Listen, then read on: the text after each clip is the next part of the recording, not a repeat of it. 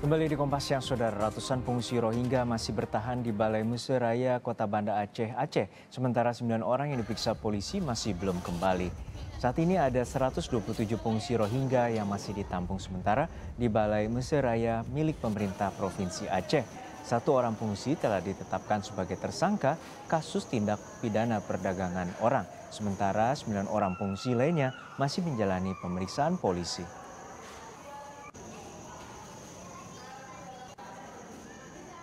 Informasi terkini kita tanyakan langsung kepada jurnalis Kompas TV Rizka Devi di Banda Aceh, Aceh. Rizka, hingga saat ini sudah sebulan para pengungsi Rohingya berada di lokasi penampungan sementara. Lalu kapan rencananya akan direlokasi?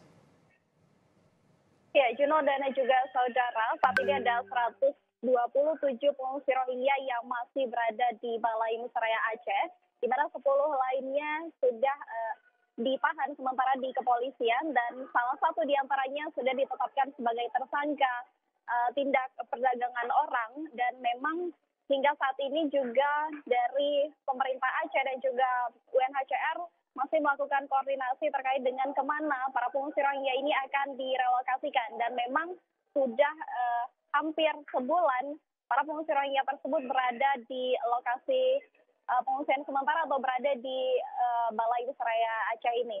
Dan juga untuk seluruh kebutuhan dasar para pengungsi Rohingya juga masih sepenuhnya ditanggung oleh pihak UNHCR.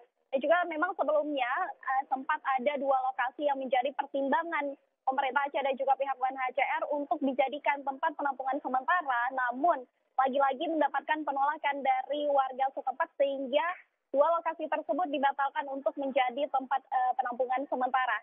Sehingga hingga saat ini juga kami masih menunggu informasi terbaru dari pemerintah Aceh terkait dengan relokasi para pengungsi Rohingya yang saat ini ada di Balai Museraya Aceh. Dan memang hingga saat ini sedikitnya ada 8 gelombang pengungsi Rohingya yang tiba di Aceh yang sekiranya berjumlah 1.700 kurang lebih 1.700 pengungsi Rohingya yang tersebar di 5 titik lokasi dan ada 2 lokasi penampungan yang saat ini sudah bisa disebut layak untuk menjadi penampungan sementara yakni Pidi dan juga Lok Sumawe.